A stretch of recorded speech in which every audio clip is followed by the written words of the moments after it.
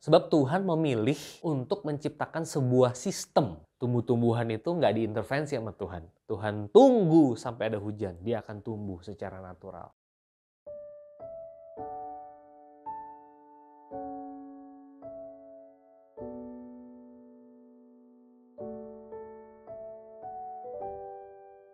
Shalom Bapak Ibu Saudara, selamat hari Minggu.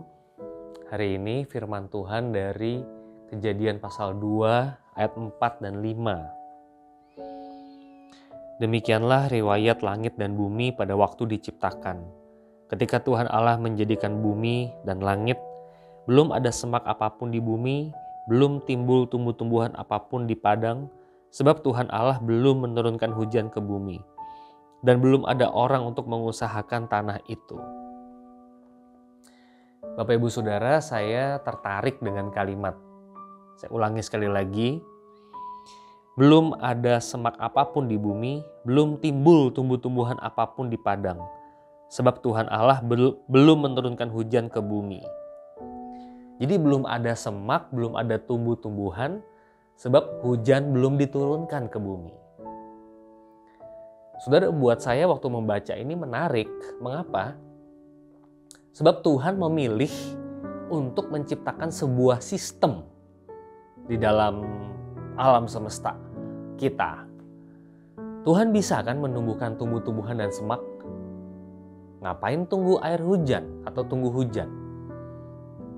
Saya melihat di dalam Kejadian 2 ayat 45 ini, bukan Tuhan Allah tidak berkuasa untuk menumbuhkan semak dan tumbuh-tumbuhan, tapi Tuhan mau menggariskan, membangun sebuah sistem di dalam alam semesta ini sehingga dia bisa bergulir secara otomatis.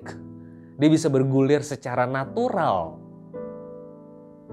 Saudara dan saya tahu misalnya air laut bisa menguap, lalu kemudian menjadi awan, dan nanti kalau dia udah penuh dia jadi hujan. Itu sistem. Ya. Matahari yang terbenam, matahari yang terbit. Kita mengenal hukum rotasi bumi, kita mengenal revolusi bumi terhadap matahari, yang di Khatulistiwa 2 musim, yang di Sab itu 4 musim.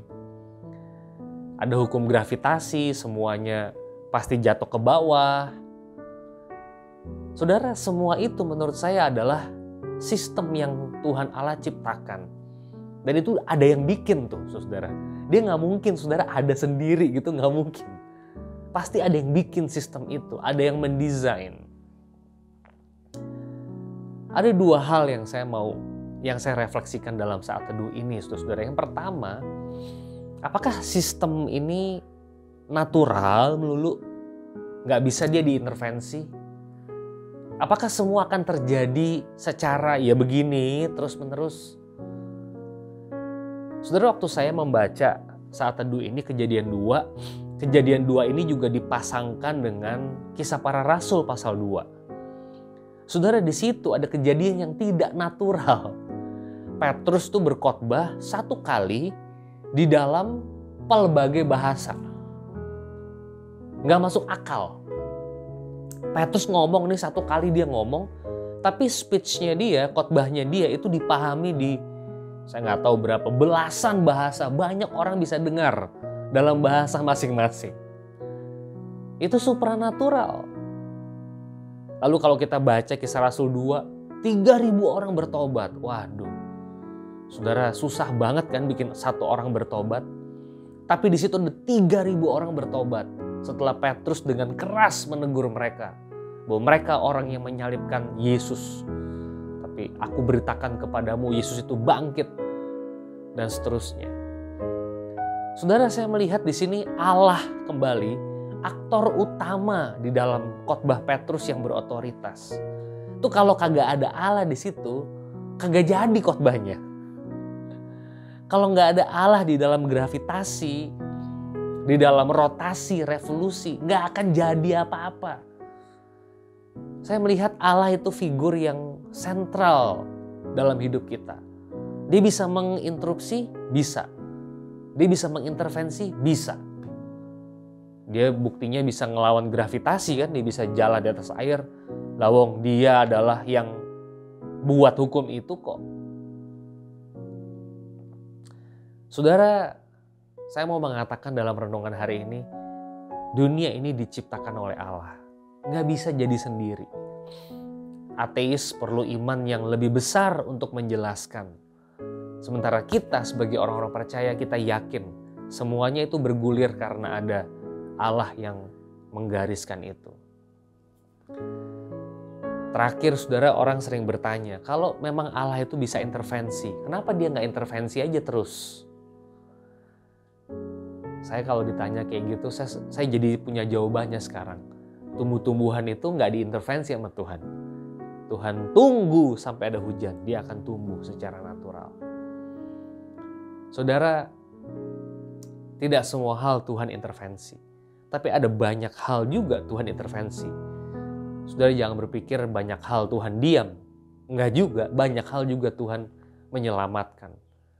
Kita mendengar kesaksian orang yang lolos dari kecelakaan, pembunuhan. Meskipun memang ada juga yang terbunuh. Tapi Tuhan Allah adalah pribadi yang bisa berintervensi. Bisa menginterupsi. Oleh karena itu saudara, di akhir renungan ini saya mengajak Bapak Ibu Saudara untuk datang sama Tuhan, memohon belas kasihan Tuhan. Kita harus percaya sama Dia. Dia tahu yang terbaik. Kapan Dia harus intervensi, kapan tidak. Kapan Dia harus turunkan kuasa, kapan tidak.